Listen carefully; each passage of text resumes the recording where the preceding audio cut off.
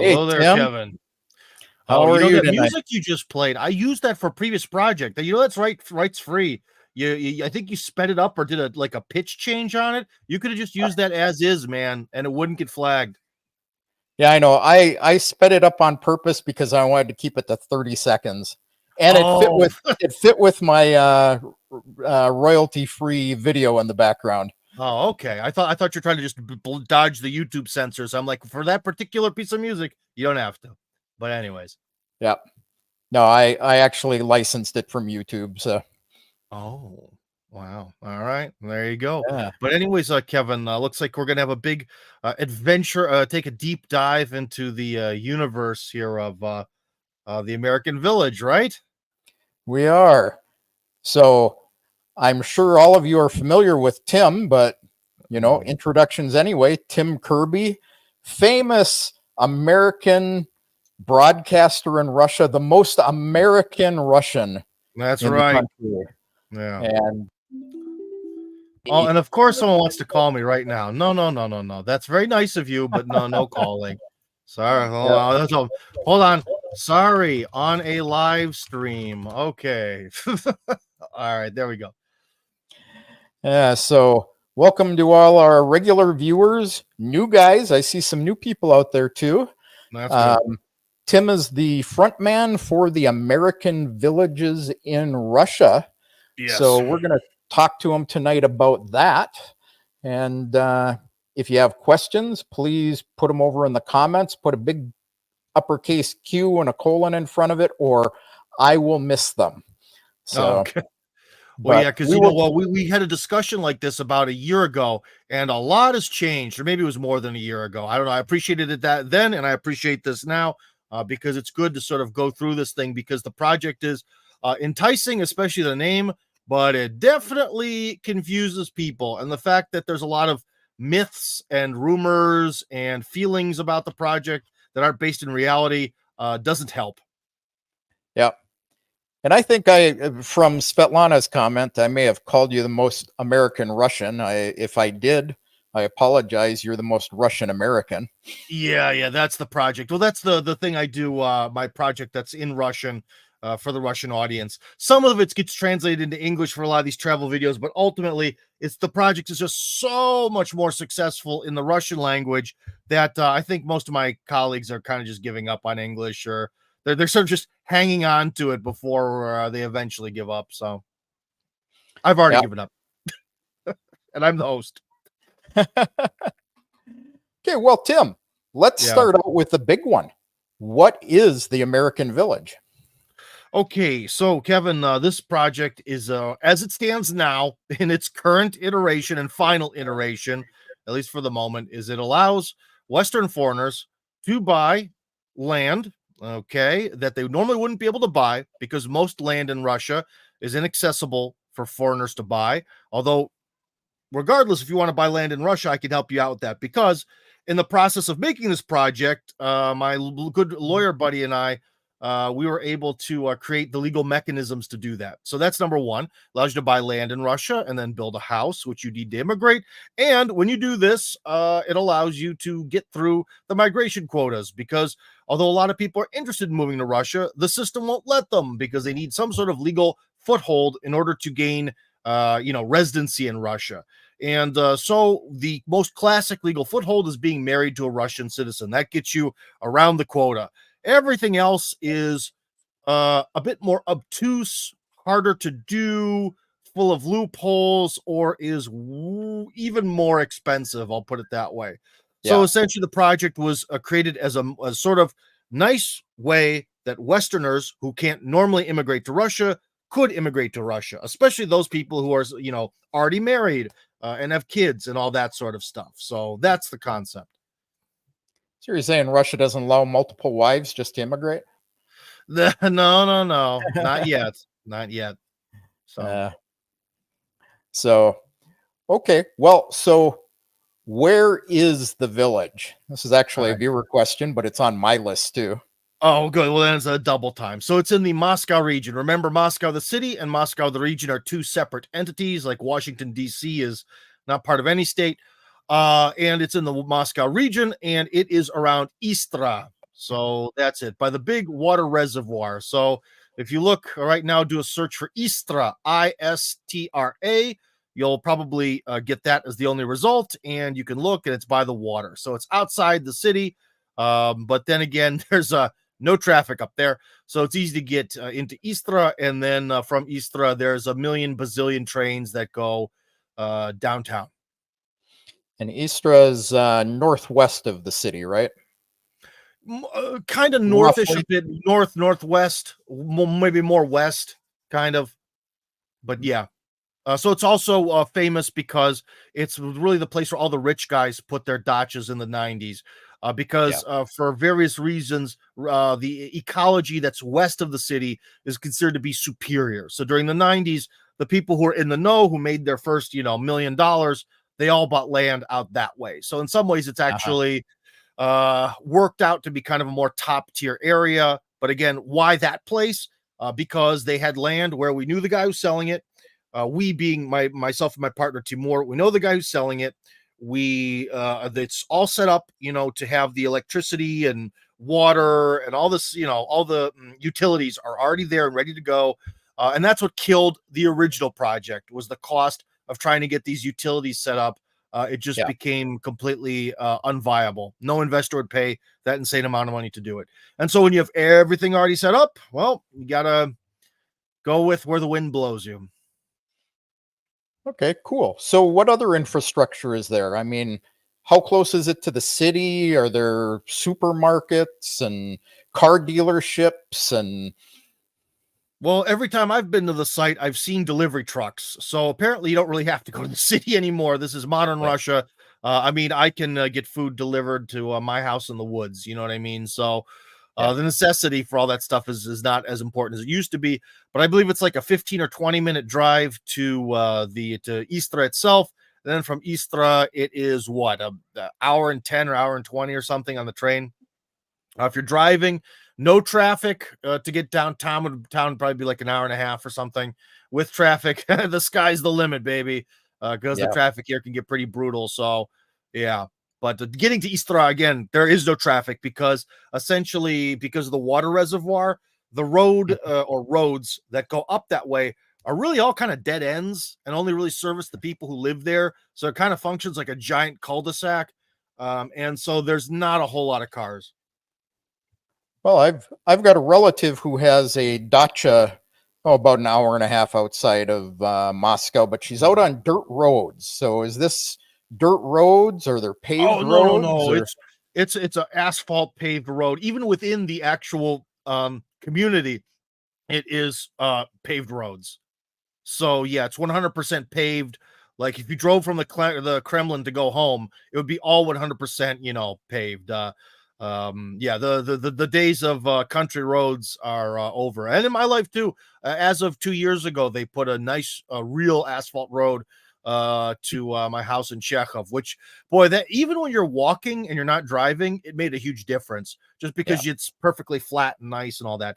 There are, I believe, 6 buses that go each way every day. So like 6 buses towards the village, 6 buses from the village. Not super convenient, but public transport does exist, and you can take taxis. Taxis in Russia, I think, are pretty darn cheap. Or maybe I'm just living high in the hog. I don't know. So yeah, you don't necessarily have to drive to live there. It's one of the, but it'd be a perk, but it's not mandatory. Okay. Well, cool. Oh, So, and also one thing to add, the previously the American Village was going to be like its own separate entity. Now it is essentially plots of land that we have access to that are within an already existing dacha community that's been there for over a decade, and that's why everything is set up. That's why there's water already there, and gas, and electricity, and sewers, and all that stuff, because this was all built long, long ago. okay. So does the village project itself own these plots of land or how's all that working? No, because it is really hard to find an investor for this kind of thing. I talked to all the billionaires I know, and that was 3 conversations, and all of them liked the idea, but they didn't want to just give me a lot of money to play with. Okay, so ultimately, the way that it works best for everyone is, like I said, we know this guy who is a friend of Timur's, who has these large amount of dacha plots of land in one particular location, and it has all the utilities in place. And so when Timur kind of put two and two together, he talked to his buddy, and essentially he reserved for us the right for last year to buy up to 30 of them. Now this year we're down to 20. He sold 10 over the winter. Okay. So I don't know what's going to happen. That's what I tell people is like, a lot of people are like, well, I don't know. Maybe I'll think about this. And normally, especially before we actually started construction, I would tell people, because nothing was really sure. So it's like, no, don't sell your house yet. I don't know what's happening. I'm not sure. But now is that time where it's go time. And that's why we're having this conversation right now.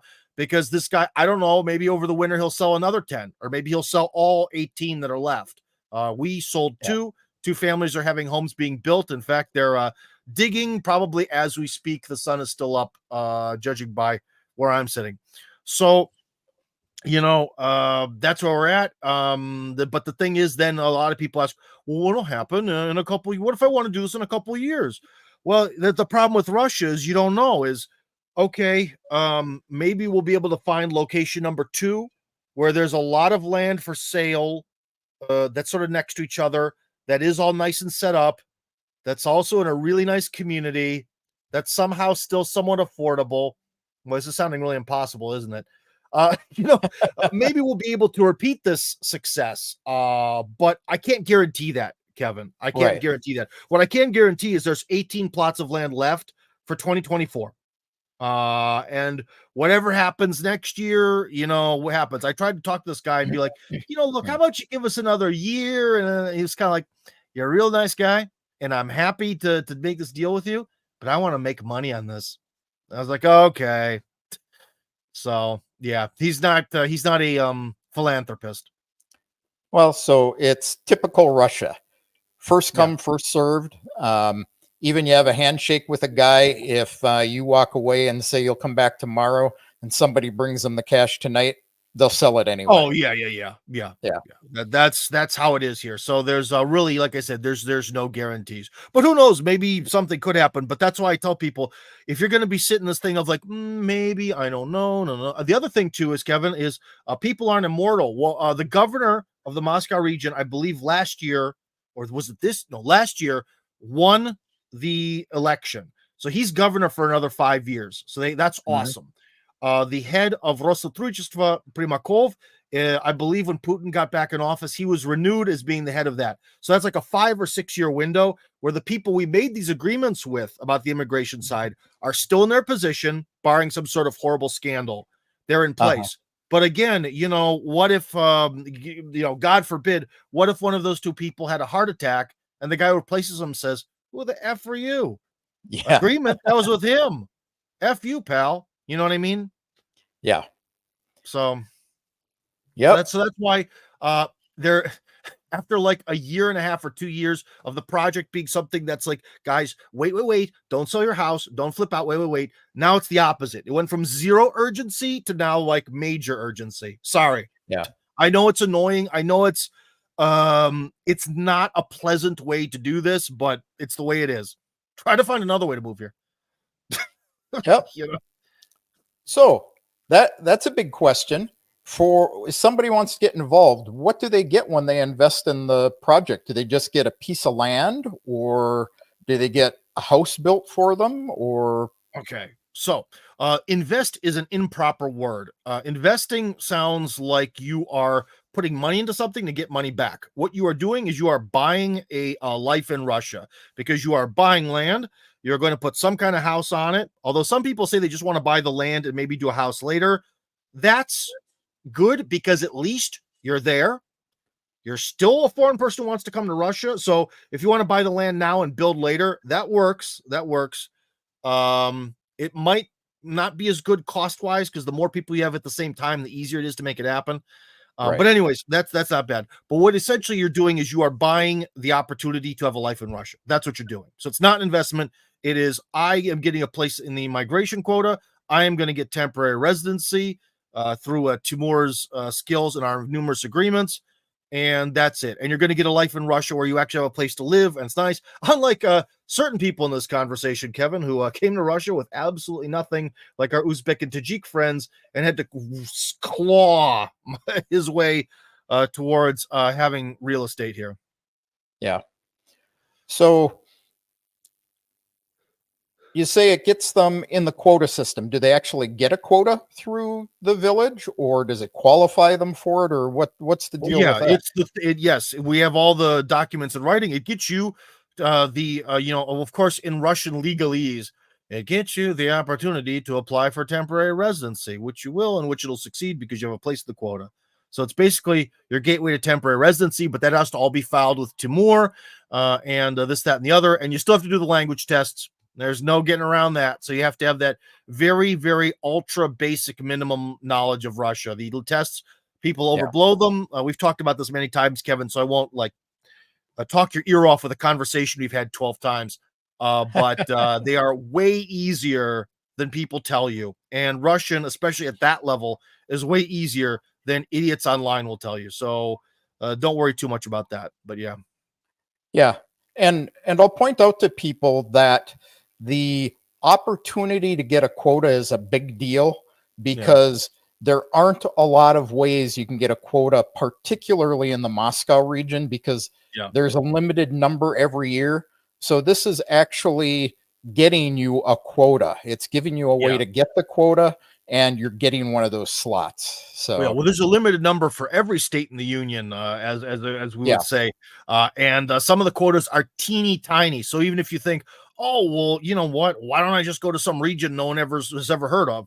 First off, they're not going to be very happy to see you. Secondly, you're not going to get through the bureaucracy. And thirdly, there are some regions in Russia where the quota is 20, and that is pretty easy to fill. You know what I mean? From people from the former Soviet Union or whatever. So it is essentially the methods to do this, to get into Russia immigration wise. They sort of exist, but they're all very difficult. Like the whole thing about I'm going to start a business and I'm going to pay myself to run the business. Though the lawmen are really clamping down on that. Maybe that still works. I don't know. A few people have gotten through with that, but it's still expensive. And ultimately, what do you get from it? You got the opportunity to pay yourself a very high salary and pay taxes on paying yourself. So, that's the thing where in Russia, everyone, you need a place to live. And since real estate taxes here are so teeny tiny, I really recommend to everyone to invest in real estate. This is not, Russia is not a country where you buy a house and yet pay tons of money for it, every year of your life. And your retirement really depends on your house here. There's no, I don't know, maybe there is a Russian 401k, but it doesn't seem to be very popular. Haven't heard of it. Me either. So, but what I do know is rich people in Russia, or at least people who are upper middle class, have large real estate portfolios and they rent it out to suckers. Yeah. And that's what their retirement package looks like. Yep. There you go. So, Grassy Knoll, we will get to the question shortly. Oh. So, we will go through the list. Yes, we will give you some numbers. That's interesting. Now there's a grassy knoll, but now will there be like steel barn? Like, because now we have this like second magical location. I don't know. But anyways. I should have uploaded the Where's Joe picture. Oh yeah. No, we don't know what's up with him. Yeah. Who knows? So, Happy Joy. I have had this discussion with many people in the last 2 days about this. The Russian language is not easy with all the nuances. Svetlana is actually telling people this in the chat. The language test is easy. The temporary residency one is extremely easy. But I recommend people just go right for the permanent residency test, because it covers you for both, and you only have to take one instead of two. These questions are so basic, where it's like in English, you'd be like, I blank you. It would be like, I love you. I work you. I unabridged you. Which one is correct? Like, it's that level of just like absolute bare minimum. One thing is, Happy Joy, is this person, are they a foreign person or a Russian? Do you know? I don't know. Happy Joy, why don't you put in the comments? Are you American, Russian? Yeah, Where are it'd be you nice from? to know how you know that the tests are so hard, because they're not. They really aren't. Yeah. Yeah. You get a picture, you have to describe what's going on in the picture. You have to write Yeah. a short paragraph saying, you know, hi, Joe, I started a new job doing this. And they don't pay attention to whether you can conjugate things, whether Yeah. you get the genders correct. If you can say, Ya Gavarit Paruski, Oh, you yeah. are, yeah. So, Yeah. It's pretty merciful. Yeah. yeah. So So, okay. So, what are the biggest? Well, we talked about the benefits for people rather than just buying something somewhere else. So, this is the yeah. question that everyone keeps asking is, what does it cost? What Oh, if they want a well, piece of land? What if they want to build the house? hold on, let me open my files here. I'm bad at remembering numbers, so I have to have everything written down. Let's see. It was in this folder. I love having a big desktop computer. Isn't it amazing? So, anyways, all the parcels of land that are there are from between 4 to 5 million rubles. So the minimum size is something like 1,530 square meters. And the maximum biggest one is 1,922 square meters. However, many of them are next to each other, so you could buy a double plot of land if you so wanted to. So land is 45 million. And the thing is about the houses, that is a complex thing that a lot of people don't understand, is because I have a good buddy who owns a construction company. I kind of talked to him about this issue, and so he's our builder, right? And Yeah. so I sort of looked and I was like, okay, we're going to use your series of houses that he calls the next series. So basically, to build a stock next house, um, the smallest next house, which is 72 square or 70, excuse me, 76 and a half square meters on the inside, it's about 11 million rubles. But there's a lot of ways you can bring that price down. You can not finish the outside, which in Russia is a very normal thing to do. There's a lot of things you could do on the inside, do it more cheaper or more simply, and bring the price down for the house to being more something like 8 million rubles. So the construction company is very excited about this project. They really like doing it. And so they're super duper excited to talk to people and try to, let's just say, find the ideal price point. But ultimately, it is really hard to find anything cheaper than that. That's a house. There's this Yeah. particular base plan has an option for an extension, so you could sort of, if you take the base small house we have, you could extend it later from the same construction company, and it would add 63 more square meters, which almost doubles it. So in terms of square feet, the base house is 820 and the extension is 680. But again, this is being made by their proprietary cinder blocks, and the walls are real big and real thick and real solid, and the whole thing is very, very solid. And they promise you'll have the lowest energy bills you have ever heard of. So that's what it is. It is an expensive offer. It works out to be then something like 4.5 for the land. Then for the house, something like 11. So you're thinking like, will that be for 15.5 million rubles, something like that? Maybe less again. Yeah. If you want to cut corners, you could squeak it down to being something like 13, maybe. So that's what it works out to be. But unfortunately, guys, I really wish that I could do it for cheaper. But because of COVID and the war, construction prices have exploded. The price of a Yep. construction has doubled since COVID, literally. So you're getting, if I could have been able to do a project like this before the war, when people were less interested in moving to Russia, or especially before COVID, it would be one half the price.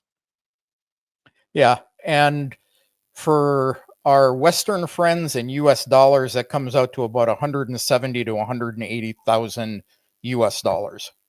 Yeah. So let me try Which, to. yeah, Uh-huh. which, let me point out, in Moscow is not expensive. No, no.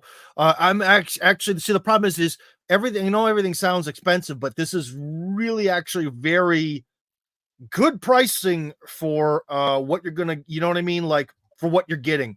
Because Timur and I looked into, and I do not like stick frame. I think it's something that's a little bit antiquated, but it is cheap. Okay, I can't deny that. There's a reason why stick frame exists. I'm trying to find the company's specific page about their next homes.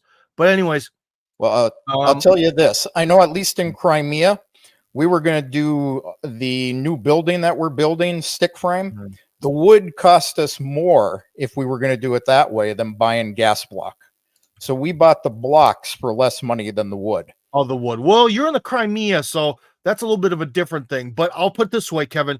If we were to make these houses out of wood, which obviously means they're less energy efficient, they're, you know what I mean, a wooden house can only last so long, this, that, and the other. Right. You would really only save like 2 million rubles, which maybe for some people that could be a big game changer, but it's not like it reduced the price by 60%. It was more like by 15. And at this point, why sell someone you know, I don't want to sell something inferior. Yeah. So yeah, if you look at that ndomes.ru, that's part of the next project. And you can see if you have the money, I mean, if money is no object, they have a lot of different versions of their next homes. Obviously, it's written in Russian. Maybe you can have the computer translated, but they have all sort of different sizes. However, they only have one option with 2 floors because they're big advocates for 1-story construction in Russia because it is better for your heating bills. And they're basically, the guy who owns it, he can go on a whole spiel about it, but he's a big fan of the single-story home. So they only have one option with 2 floors. Yeah. So there you go, guys. There's the site to go to look at the houses. Yeah. I agree with you, Tim. Actually, the only reason we were going to do stick frame here is, like I say, it is, or like you said, it's Crimea, and we can get away with it here. But the blocks were better, which actually I prefer anyway. Well, yeah, and it's going to last, barring some sort of horrible earthquake, you know, God forbid. It's that house is going to last for a long, especially the blocks are going to last for a long, long time. Yeah. So, let's look at our list of questions here. or take some from the audience. I'm not opposed. That's what I'm getting. Oh, okay. Mr. Wonderful said he applied about 1.5 years ago and he hasn't heard much about it since. I'll let you say a word about that, Tim, but I would say if you aren't following the American Villages Telegram channel, Yeah. Which I should have a banner for, but I don't. So here, I could just send you the link here. Unfortunately, the name of it worked out to be very bad because now it was American Village Serpukhov, but it's not going to be in Serpukhov anymore. But anyways, yeah, if you could put that link up on the screen, anyone is free to go there and they can follow some news about the project as it develops. However, I'll to put it this way, this is just a telegram about the page, like the project. It's not like a really interesting telegram that's going to have really good daily content. Like, it's just specifically about this project and things relating to it and nothing more. Yeah. And Tim's got some other channels you should go check out as well. I can give those to you later or put them down in the comments. I've got them in my banners somewhere, but I'm real bad about clearing them out. So that's the Telegram channel. And under Tim's name, somebody asked that in the questions, is actually the website of the project. Yes. So yeah, you can take a look at our very simple site made by me, which is always scary. I hate making websites. Is my least favorite design thing to do. But yeah, that's the site, and it should explain things. Maybe it's not that good of a site because I tell people to look at it and no one, I'll put it this way, people leave the site and they have, they basically ask questions that are where everything is just written on the site. I don't know. I don't even know what to say anymore. It's yeah. So I kind of feel like the site is pointless, but yeah. So these are the guys that are running the project.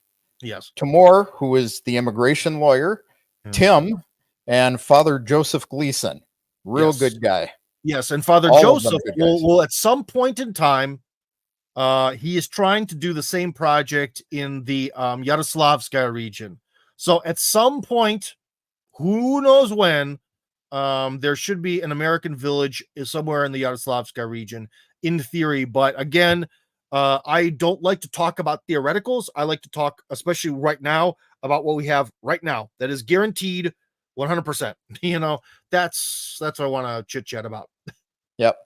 And Tim was mentioning you do need the language lessons. I'm going to go against my wife and advertise Tim's deal instead. But this is on the website, so you can go there. You can click for details, use Tim's code, and you get a 25% discount. Yeah, it is a little bit of a long course, but the discount is definitely to your benefit. And they have probably the best like materials I've seen, because most of the materials when they try to teach foreigners Russian all suck. They have their own like proprietary textbooks and stuff, and the materials are not really good. They're like legit good. It's shocking. So that's why I endorse them.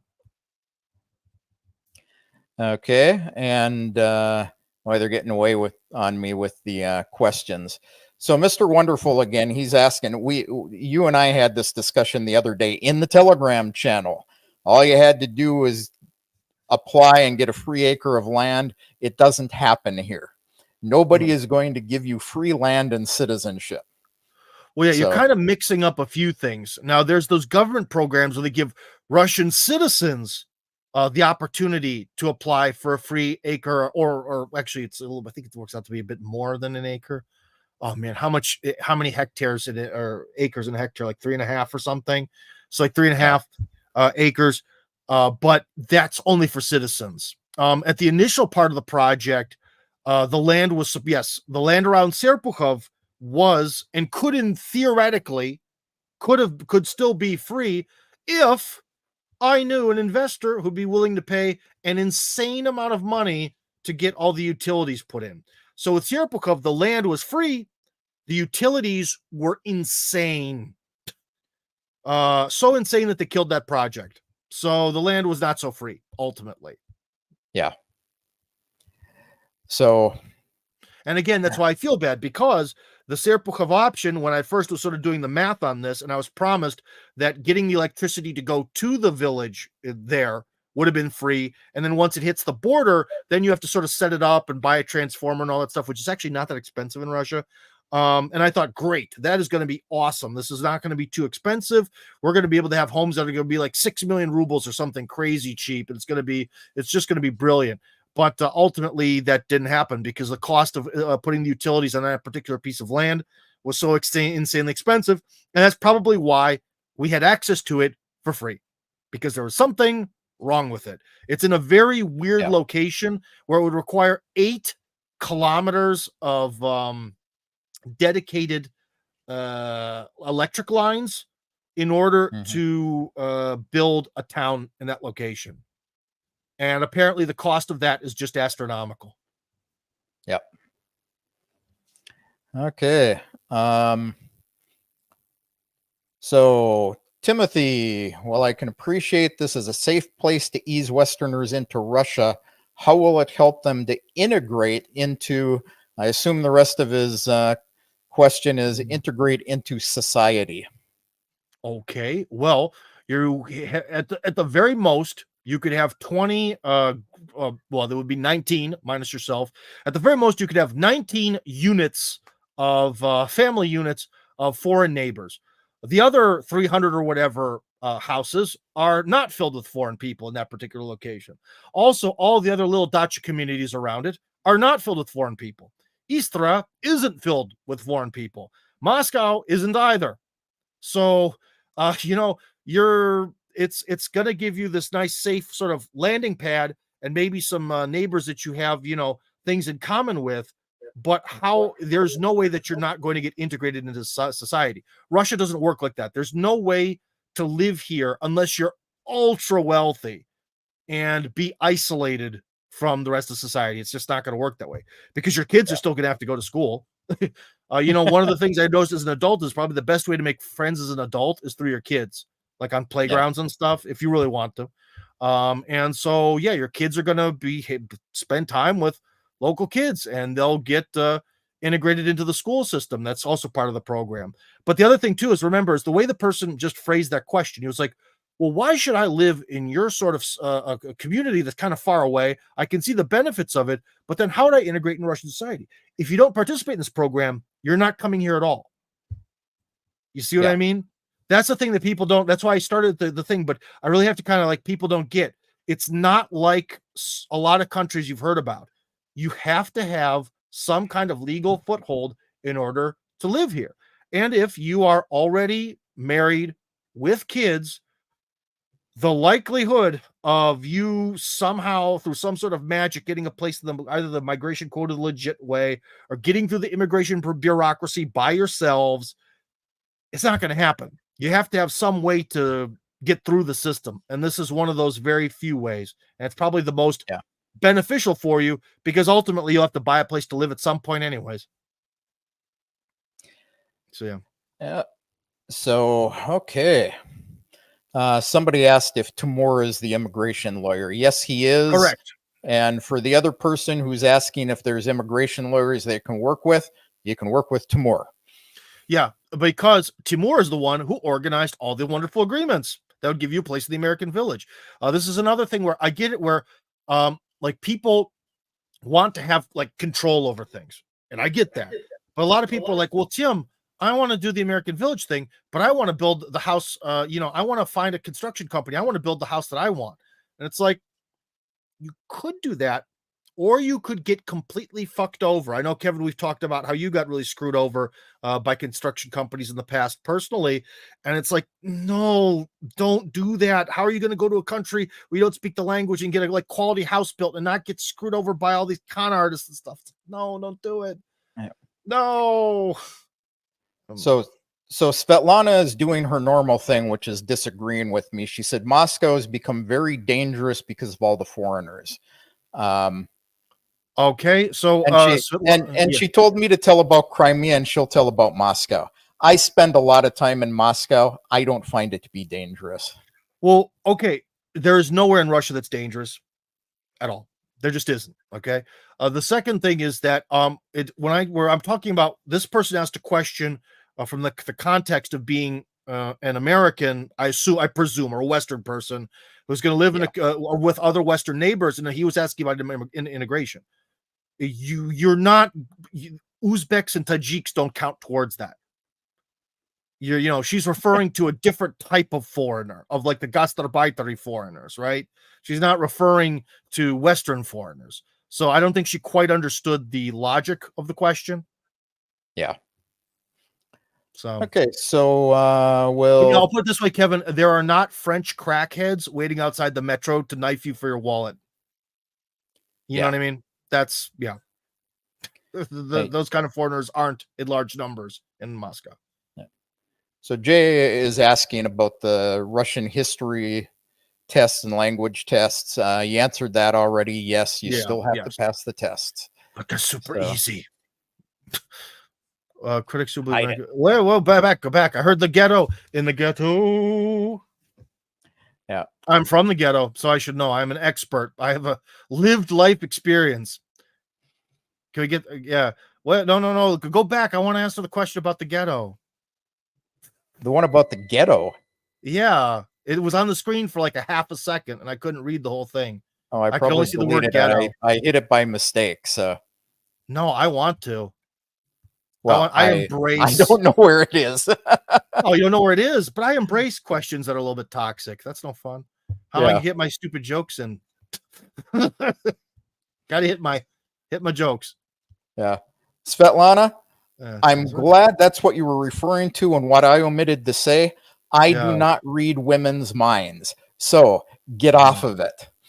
But all women think that we can and that we should. Yes. And that because we don't read their minds, it's because we're lazy or because we're dicks. Yeah. That's their perspective of reality. It's very frustrating, especially great Russian woman. So for someone buying a property in the village, how long do they need to stay there before being able to move to other regions? Well, that's actually a good question. So if you wanted to go live somewhere and start building a life somewhere else in Russia, you essentially would need to already have citizenship, because the place where you get through the quota, or you get quota and you start the migration process, that is where you should continue to do it, because otherwise it's not that you have to start from zero, but it adds a lot of complications to things, and it just risks a lot to achieve nothing. So essentially, it would be what, like 4 years, something like that, 4.5 years, where you kind of have to hang around the Moscow region. But again, people don't understand, in Russia, the majority of the country, even Moscow, isn't exactly waiting for you, and the rest of the country isn't. They expect, especially if you're outside of Moscow, they expect you to have a level of Russian like I do. Okay. And it's really, really difficult to move anywhere other than Moscow region, St. Petersburg, Leningradskaya Oblast, which is the region around St. Petersburg. Really, I've heard so many stories of people who've tried moving here, and really, Moscow and St. Petersburg and the region around them are the really only practical places for Western foreigners to immigrate if they don't, if they're, let's just say, risk averse.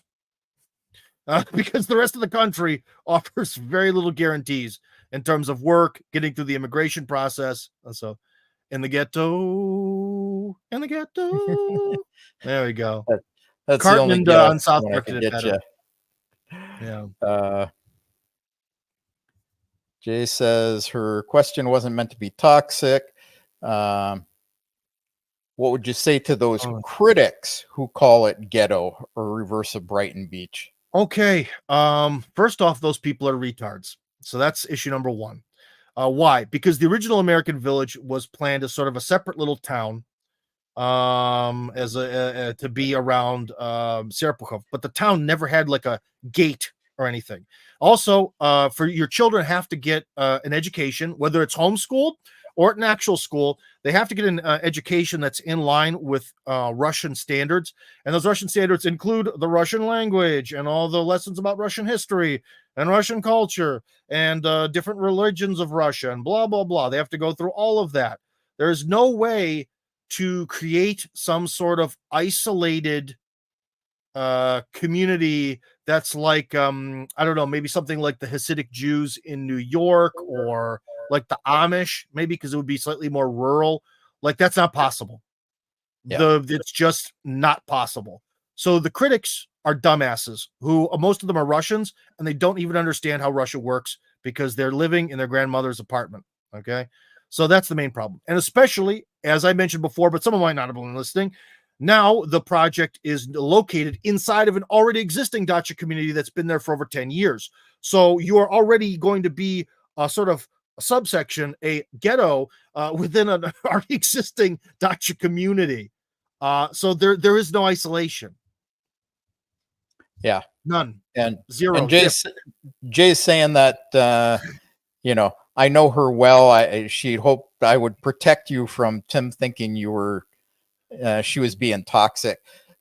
No, Jay, she should know. Just to tell you, I work in the media. I get trashed on a daily basis. I am very used to it. It's fine. Yeah. And I literally, I may have clicked on the comment and clicked it out, and it wasn't meant to do anything. I didn't see the comment. So no, but ultimately the question came back, and it came back the same way as I kind of remember seeing half of it. So that's good. There you go. Yeah. Mission accomplished. Yep. So, and I'll add that technically when you apply for a quota, you have to stay where you applied for that quota until you get your temporary residency. And then you're supposed to stay there until you get your permanent residency. So at permanent residency, you can move around the country. Permanent one you can. Okay. Because the permanent residency also allows you to work anywhere in Russia. So that makes sense. Right. That's more logically aligned, because that's a big difference. Once you get permanent residency, it's so everything with like work and it's so much easier. It's night and day, the difference. Yeah. Okay. So then, if it's permanent residency, the person asked, so that would be actually then in about a time span of maybe something like 2.5 years. Then they could actually try going somewhere else in Russia if they really wanted to. Yeah. Yeah. How many if you get a quota right away, you get your temporary residency in 4 to 5 months.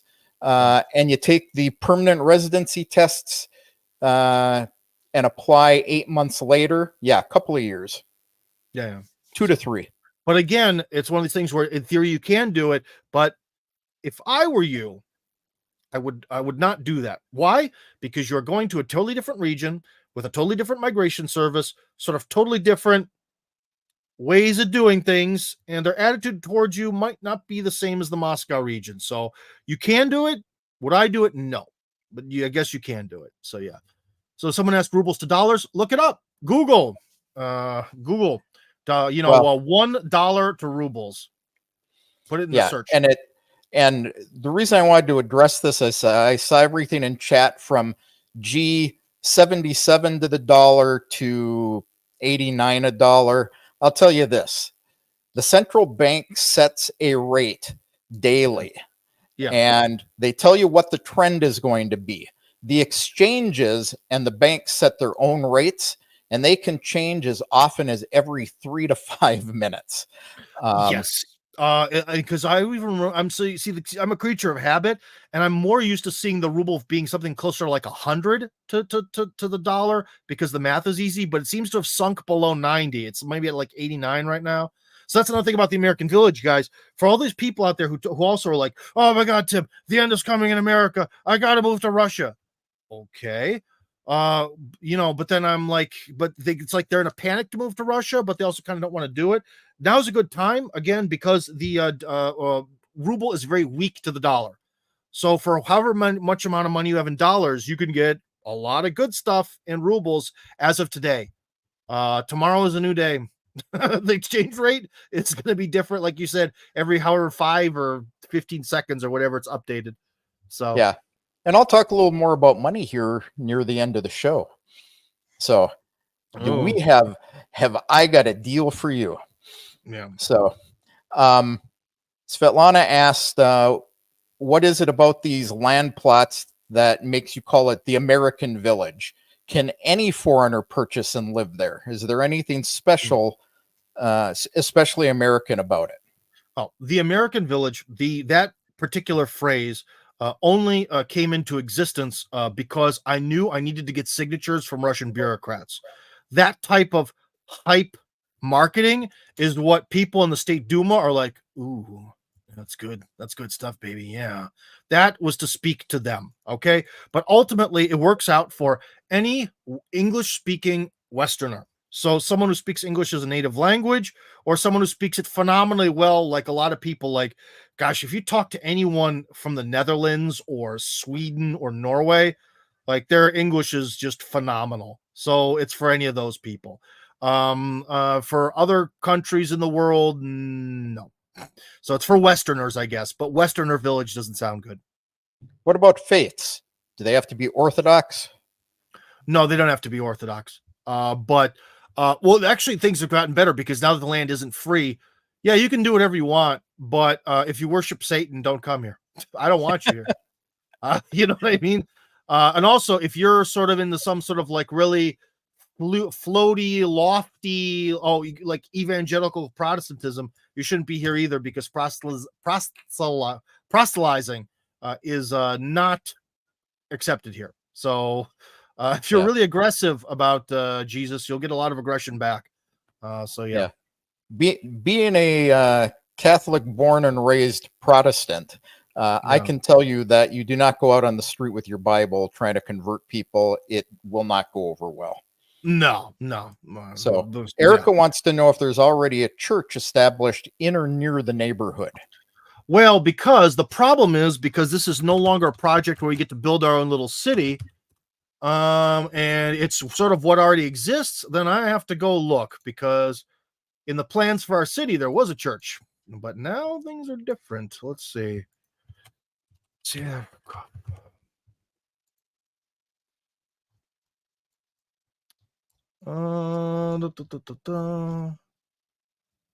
Actually, yes. Yeah, there's a bunch of churches sort of off the main road that goes there. So you actually have a pretty diverse amount. If you look on the computer, Istra, Istra, and maybe the word church, there are a ton of ancient churches within Istra. Istra, I always say it the wrong way. Istra is a very old location. It is 600 years old or something. So it has plenty of medieval churches or late medieval churches. But yeah, in fact, there's kind of churches all over Russia. Again, it's a matter of if you really want to go on Sunday morning, you can go. But again, I want Pravoslavia. Orthodoxy is dominant, and some people want to get like really prissy and be like, I will only move to your village if you can find me a particular type of Lutheran, like Northeastern Lutheran church that I can drive to within an hour. Sorry. Orthodoxy is the dominant, vastly dominant form of Christianity here. And yeah.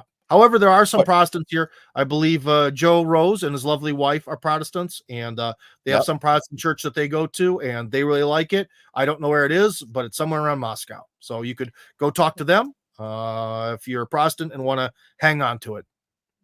And I actually know a Russian Lutheran priest in Simferopol. So there you go. There you go. Yep. And he does online as well. So okay. Yeah. Well, I don't know. Then again, I guess the bigger events like Easter is on TV and online here. Orthodox Easter, I mean. So there's a live stream, but it's not really formatted for the audience. It's just sort of a live stream of an event that's happening the way it was always happening. It's not like the patriarch's like, yo, friends, click the like and subscribe. You know what I mean? He's not out there like a blogger. So, but anyways. Yeah. Sorry, Your Holiness. I shouldn't joke. So Grassy Knoll wants to know if the lots are deeded so that the buyers have legal title to the property. And are there title insurance companies? Well, insurance in Russia doesn't matter. Insurance is not really much of a thing here. Don't worry about that. That's a very American way of looking at the world. The whole thing is it's a very complicated set of documents that Timur has that is custom for each person. And it works out that essentially my company holds 51% of the value or of control of the land. The buyer controls 49%. And the deal works out that when you get citizenship, it transfers over to you. And that's basically how we get around this situation where foreigners can't buy land in Russia. It essentially gets held by the company until you get citizenship. And then everything is happy. Do not worry about insurance about anything in Russia. It is a non-issue. Actually, I don't think they have title insurance. I know that you have to go to a notary to get everything done. You hand over the money. The notary holds it and, some of it until all the document stuff is done. Buying the land, but bro, you just have to go to the MFTC, like the bureaucracy centers. That's it. Yeah. I mean, you have to have all the paperwork lined up, but we handle that on our end. The person doesn't. So, yeah. So that's basically the deal. And again, about the legal specifics, I don't like to talk about that too much because Timur is the one who really researched it, and he's a real lawyer, and he can answer more appropriately. So if someone's really serious, before any money is transferred, okay, way before any money is transferred, the person is going to talk to Timur. They're going to pick what plot of land they want, get a rough idea of what type of house they want, if they want the default house or something special. And then we're going to put Timur is going to put together the whole big packet of all the documents of the contract. It'll be in Russian and English. You'll get to read through the whole thing 57 times. All that happens first. So the person feels comfortable that, okay, I understand this deal. I understand what we're doing and where we're going with this. Now I'll sign. Then we get into the whole money thing. Okay. Just to be clear. Yeah. So, how long until people who buy into the American village can start employment, not just being an individual entrepreneur? I mean, it follows the same rules, right?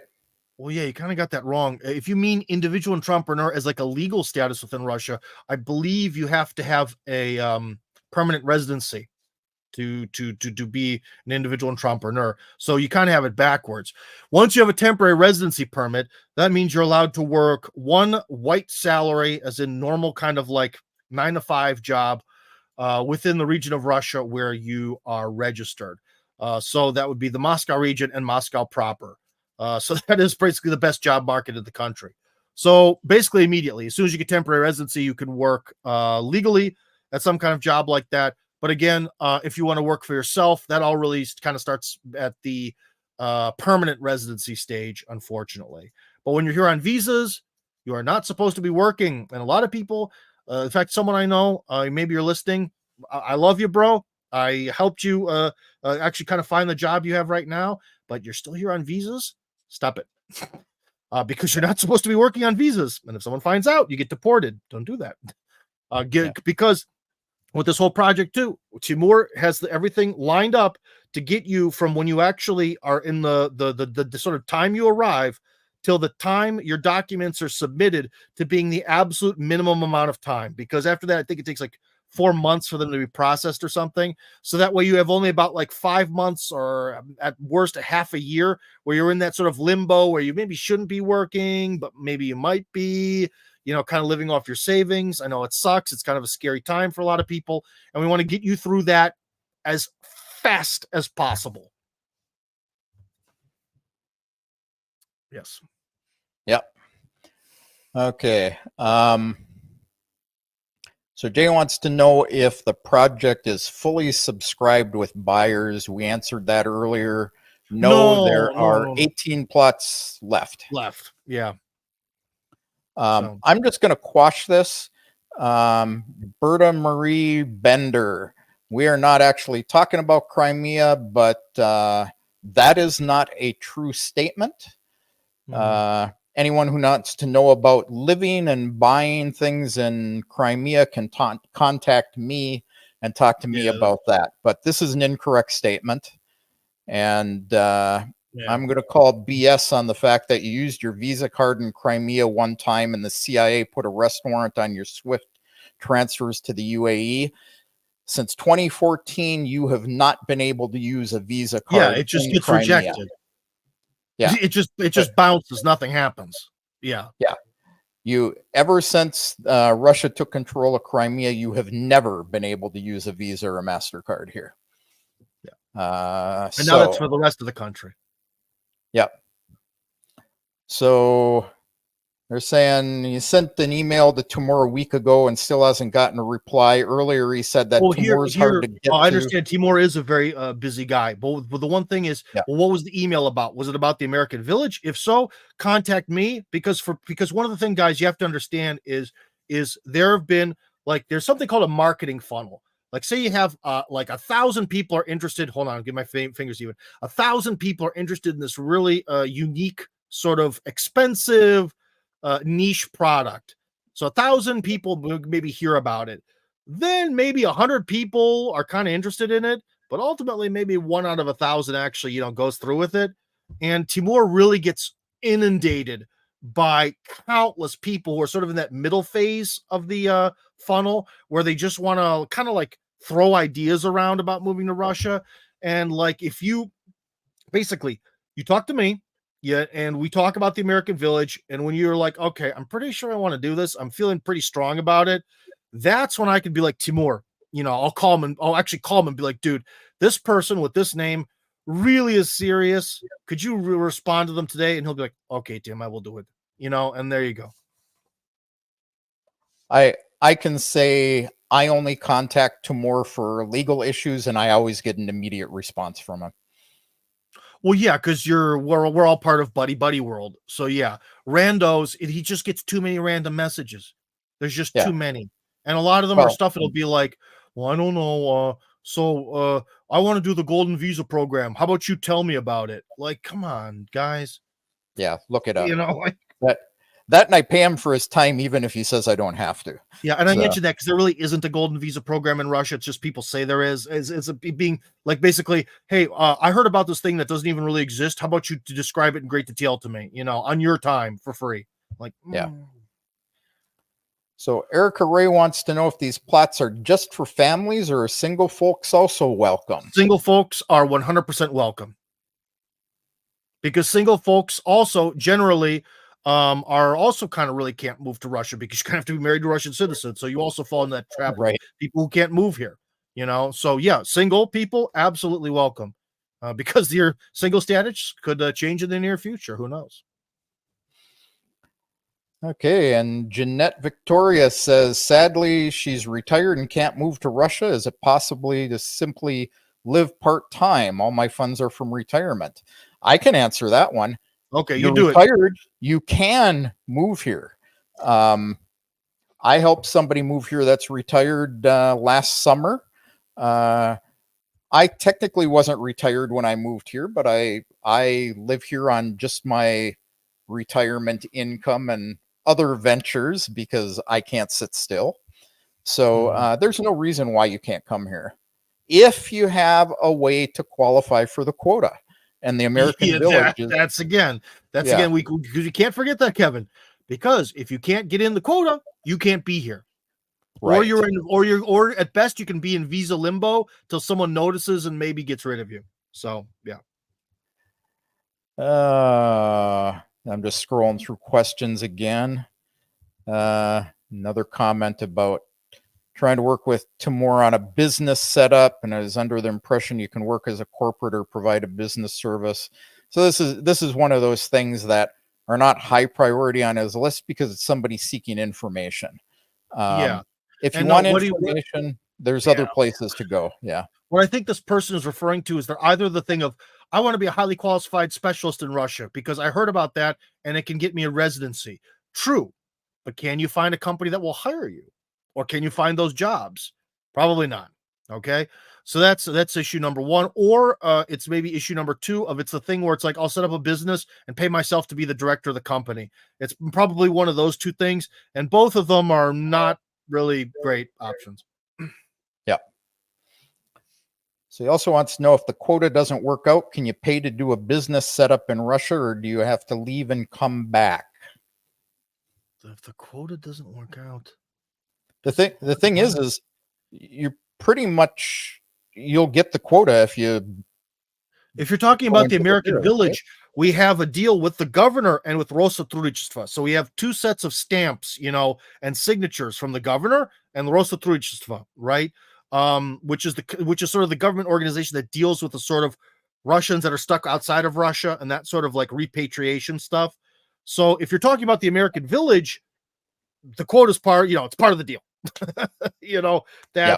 that's one of the points of this. It's not like because okay, so for example, if I just wanted to sell stuff to foreign people, like real estate, I could just open a real estate company. This is actually an immigration project for Westerners who speak English.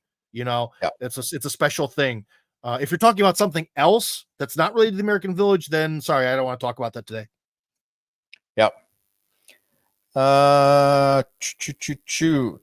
What school options are there? Are there online schools, Christian schools? What's a Russian school like?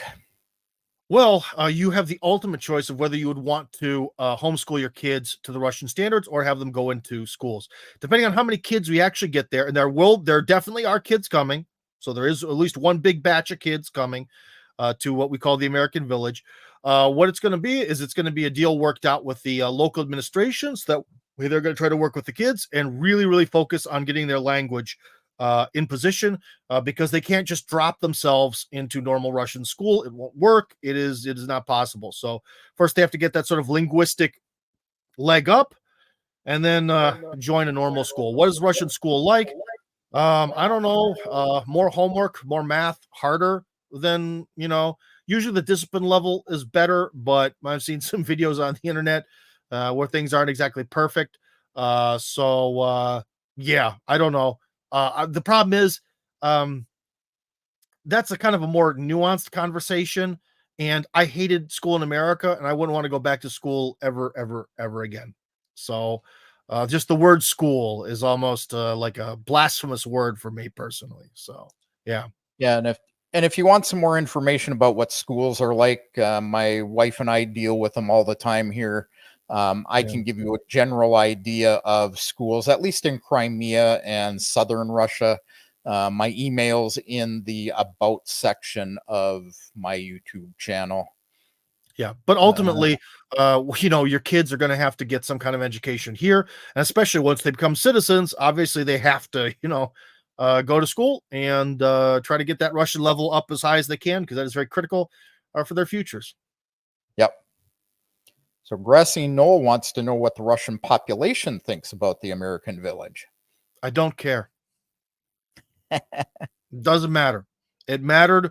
The thing that matters is the opinion of Rosotrudnichestvo and the governor of the Moscow region to make this thing happen. I can say my experience living here is that most people don't care. Yeah. If you want to talk about, how about we change this question from something that's more like, let's make it more general. Russians overall would kind of like more Western foreigners. I would say they have a slightly soft, positive view of Western foreigners moving to Russia. It's not like it was 15 years ago. 15 years ago, you were greeted like the golden god boy who came from heaven to be amongst the wretched filth of Russia, right? That's Yep. gone. People are probably not going to act like that towards you. However, within the last year, one person I met did actually act that way. So maybe there's a few left, but ultimately, people are positive about the idea of this American village. And I can say that one of the things that made this project happen is not because I'm freaking brilliant. It's because the idea had resonance and it was exciting. And when this idea was leaked at the St. Petersburg International Economic Forum, it created waves across Russia, and it put me in contact with architects and people who had land for sale, and people in other regions that would like to have an American village too. It definitely had, I would say, an overall positive response. Yeah, but of course, the negative responses come from people who they heard that there's going to be an American village in Russia, and they, in their minds, think the government is going to pay to build a whole city for Westerners to come here. I don't live in a very nice apartment. I'm going to complain online. So it's people who have no idea what the concept of it is. They just know that it was going to be a building of a city for Westerners to live here, and everyone thinks that it's on the government's dime. So they're basically, the people who don't like it because they have no idea what it is and they think it's something else. Yeah. Svetlana, I obviously have to agree with you again. If you leave the city centers and are a Westerner, you'll be treated like a rock star. I am not treated like a rock star. No, but dude, 15 years ago, 10, 15 years ago, yes. Yeah. Yes. And like I said, agree. I did get that rock star treatment once this year.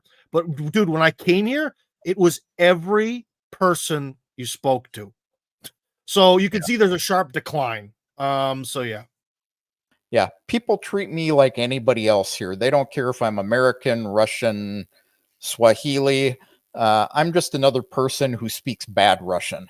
So there you go. I am known as the American, though. So well, there aren't many of you in the Crimea. So yeah, in Moscow it's a bit easier if people really want to do the whole like expat thing. There's more people, that's for sure. So, as the American villages provide a way around quotas, which is kind of a misstatement, with so many people wanting to move here, why there aren't more projects like this set up? Or is the key to more? The key is to more. He's the number one immigration lawyer in the country, and he's the one who could make all the deals. Well, it'd be sort of like, okay, in whatever country, so it's Jay. So Jay, whatever country you live in, I'm presuming an English-speaking one based on your name. What if you wanted to make a special project where you wanted to build your own like Silicon Valley or something, and you wanted to bring in people from like India and China, like the best programmers they have there? How the hell would you do that? You know what I mean? Like, how do you make like, it takes a lot to create your own custom project that provides a bureaucratic loophole to a problem. It's not the easiest thing in the world. In fact, it's taken 2 years of my life just to do this, just to get to the point where after 2 years of constant sorry, Kevin, my negativity is coming out. Hold on. Positive vibes, baby. After 2 years of noble struggle, finally we're digging trenches or to build, the holes, for the foundation of the houses, so this is an incredible amount of effort, and it wasn't easy. Who in this conversation said that I just clicked my fingers one day and decided to do this. It was a very long, frustrating, agonizing process. That's why. There is a German village around Nizhny Novgorod somewhere that has a similar concept, though. So someone else has done something like this to better Yeah, success, to be honest. there's a German village down southern way here as well. Oh, another one. Well, there's a lot of Russian-speaking Germans and Germans in general who have like Slavic mixed background heritage. So Germany is a little bit of like a different kind of case. So yeah, but anyways, so it's not the only project of its kind. But I don't know how the German village actually works, to be honest. I don't know the mechanisms they use.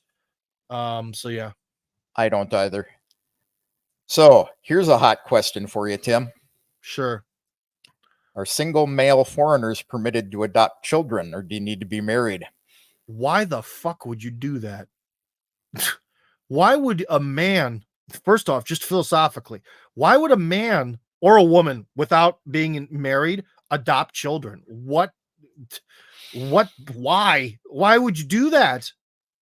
That's just so stupid. It's bizarre. And legally, no, you have to be married. But one thing, though, is adoption in Russia is extremely unpopular. So say someone, this person who's writing, whether they're a man or a woman, say they have some sort of reproductive issues and they can't have kids, right? But they do want to, get married to someone. When they get married, because there are so few people in Russia willing to adopt, you have a very good chance of being able to adopt children. And in fact, maybe even a few, because I'm sorry to put this in these very cold terms, but demand is low. Supply is high. Well, not as high as it was in the 90s, but there's plenty of supply. Yeah, and I don't know. I do not keep up on things like this, but I believe you have to be a Russian citizen these days to adopt a child.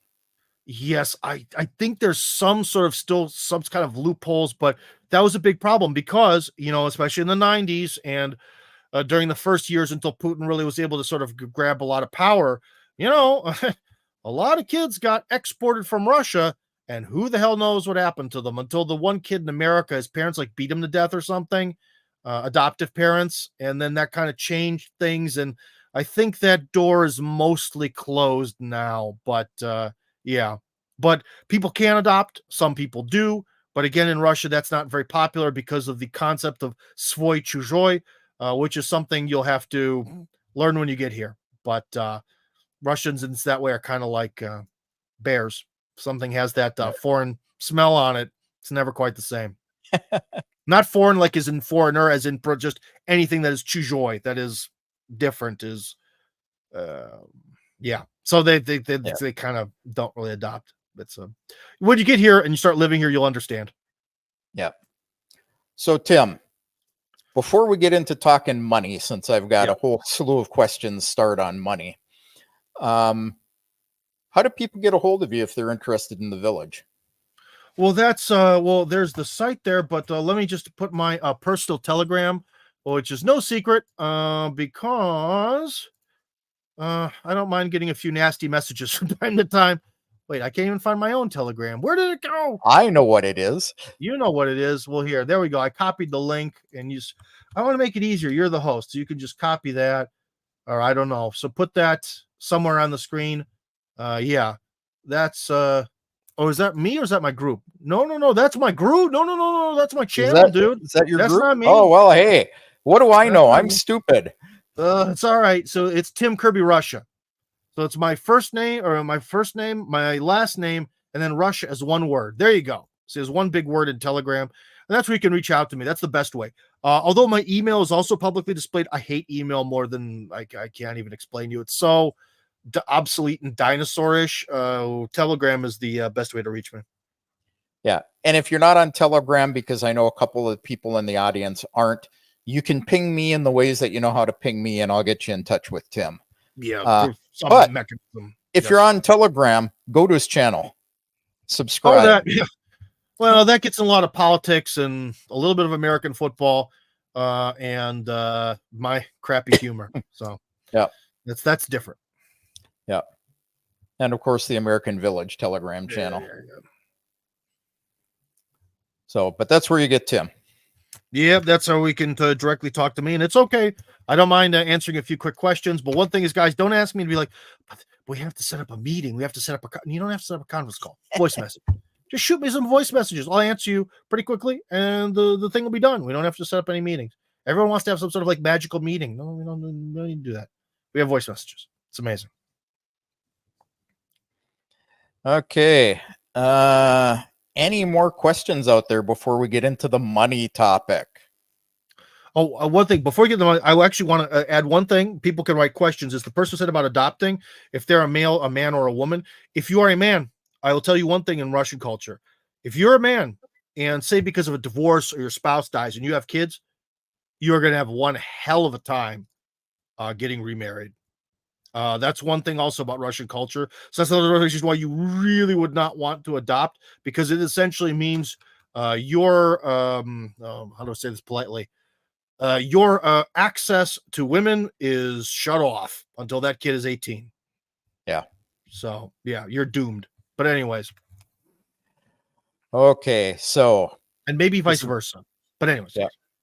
So this is a whole string of questions from Jay on money. boom, Where do bring it people on. transfer the money and how? And boy, do we have a deal for you. Oh yeah. Well, there's And- well, yeah. So one is people can physically bring the money. Someone already did that bought the first house. The second house was a Ethereum transfer, and the third option is the best option. And Kevin can tell you all about that. Yeah. So safe, better.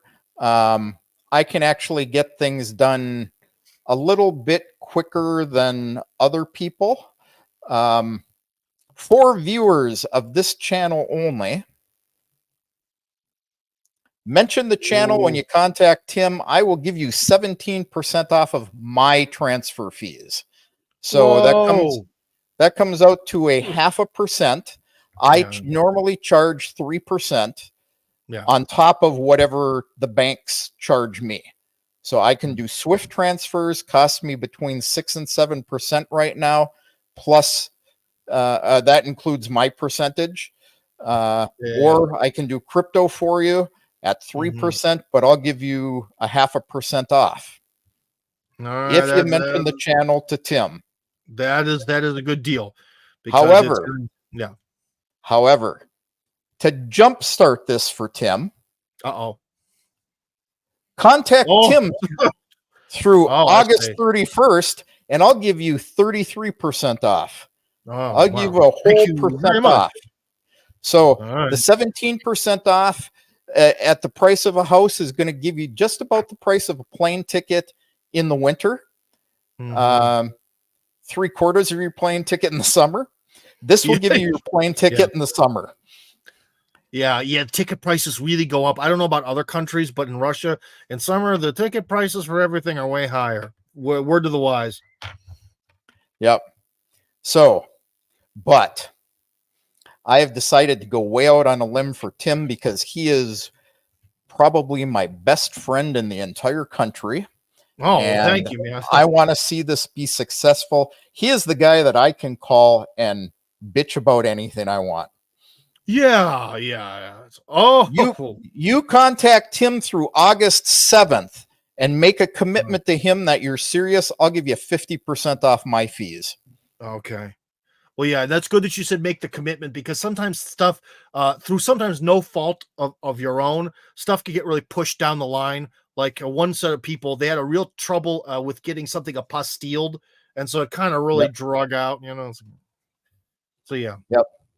So if you if you contact him by August 7th, he'll let me know who you are, and when you're ready to move your money, I'll give you that 50% off, even if it's several months down the road. And then if it's after the 7th and before the 31st, it'll be 33%. I see. And then goes back down. Okay. Yep. And then after August 31st, the summer sale is over. Anyone who contacts you after August is at the 17%. Okay. So, all right. Very We'll give good. you a deal on that. If you're comfortable buying cryptocurrency and you want to do crypto through me, I can get that done for you in 24 hours. So All right. if you need to go There we go. if you need to go swift from Europe or the United States for large chunks of money like that, we're looking at 7 to 10 days at this point. Okay. And yeah, so all right, that's probably the key thing, because everything always boils down to money. And again, friends, I'd like to say to all the people who are somewhat interested in this project, I apologize that the price has gone up so much from what I initially thought it could be or would be. But again, like Kevin and I already discussed, you're not going to be able to do it cheaper. It's gotten real expensive to build stuff here. So Yep. but then I again, can from an tell you American even, standpoint, it's cheap. But yeah, prices have gone up outrageous. We're paying double for everything. yeah. Jay, you're my best friend I could bitch to about anything as well. Ah. I did clarify and say in the country. And Jay, all exchanges stopped accepting business from US and UK citizens. And you can't do it anymore. All you need to do is contact me because we have ways around that. So Yes, I there am are a ways. master at getting money from the United States and Europe. I do it on a daily basis.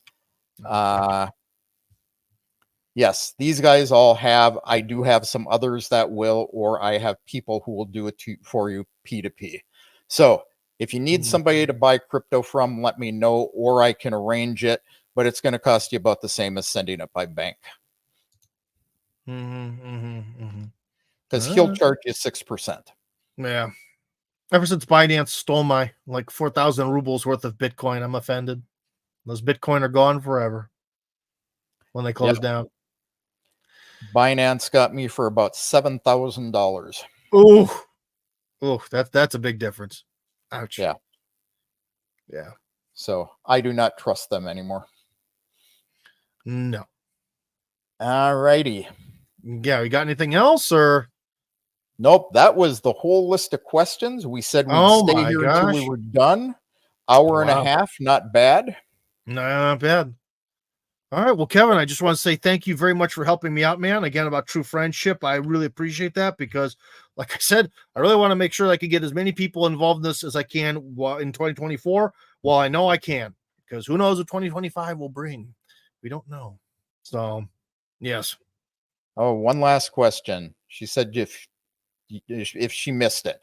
When the person becomes a Russian citizen, is there a fee to transfer the land over to them? No, because that would be almost like making you a prisoner in a way of, it's like, okay, we have this agreement where you get the land when you get citizenship, the land that you've already bought, but that's a very American way of doing business.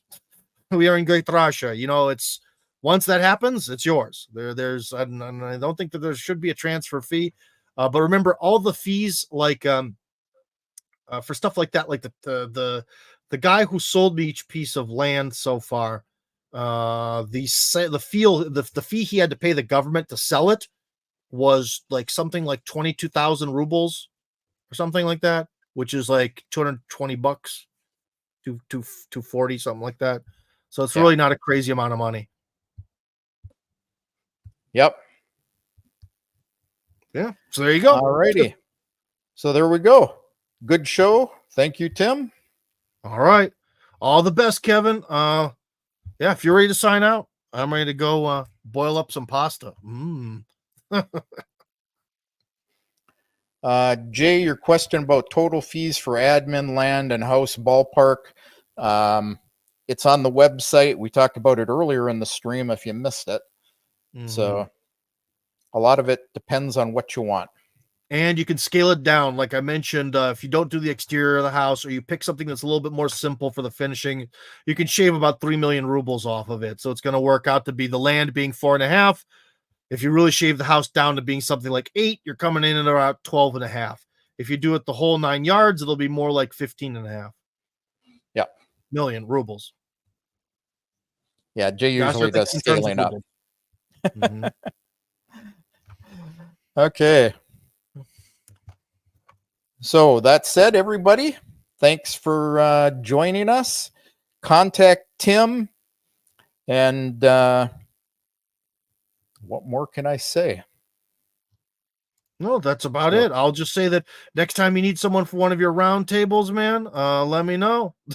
I'll be absolutely. yeah. We're Eddie, Moscow photographer, uh, Daniel, Moscow Yeah. Settlers, and myself. We're going to start doing a weekly show on Sundays to Good. talk news and political stuff. All And right. Tim, you will be invited often. All right, that's the stuff. Okay, man, I'm gonna bail. Log me out. I don't know how the system works. All righty. Talk to you later. Later. С чего начинается Родина? С окошек горящих вдали, со старой отцовской буденовки, что где-то в шкафу мы нашли.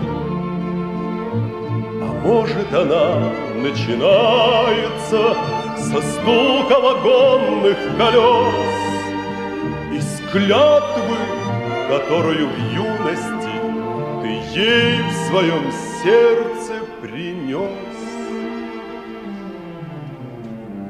С чего начинается род?